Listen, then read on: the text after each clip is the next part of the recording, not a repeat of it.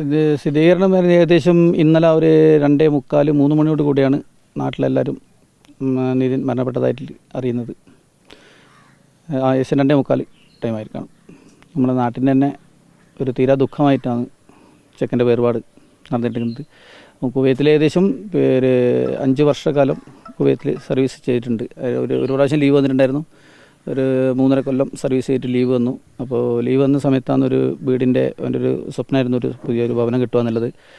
അതിന് തറ കെട്ടി അതിനകത്തൊരു കുഴലൊക്കെ അടിച്ച് ബാക്കി വർക്ക് അടുത്ത ഒരു 2 വർഷം കൂടെ പോയതിന് ശേഷം, അതായത് ഏകദേശം ഇപ്പം പോയിട്ട് 1 വർഷത്തിന് മേലെയായി. അപ്പോൾ അടുത്ത 1 വർഷം കൂടെ ജോലി ചെയ്ത് തിരിച്ച് വന്നിട്ട് ബാക്കി പണി മെയിൻ പാർപ്പിനുള്ള പണി റെഡിയാക്കാൻ അതിൻ്റെ കല്ലും അതിലൊക്കെ സാമഗ്രികളൊക്കെ ആയിട്ട് ഇറക്കിയിട്ടുണ്ടായിരുന്നു. അതായത് അവൻ്റെ ഏറ്റവും വലിയൊരു ജീവിതാഭിലാഷമായിരുന്നു ഒരു വീട് വെക്കുക എന്നുള്ളത്. അതുപോലും പൂർത്തിയാക്കാതെയാണ് നമ്മുടെ നാടിനോടും നാട്ടുകാരോടും എല്ലാം വിട പറഞ്ഞിട്ടുള്ളത്. അത് ഒരു തീരാ ദുഃഖമായിട്ട് തന്നെയാണ് നമുക്കിപ്പം നാട്ടുകാർക്കും മൊത്തത്തിൽ. നല്ലൊരു ചെക്കനായിരുന്നു. വളരെ നല്ല പ്രവൃത്തി നമ്മുടെ നാട്ടിൽ ഏത് രീതിയിലായാലും ഏത് മേഖലയിലായാലും നല്ലൊരു ഡിസിപ്ലിനോട് വർക്ക് ചെയ്യുന്നൊരു വ്യക്തിയായിരുന്നു.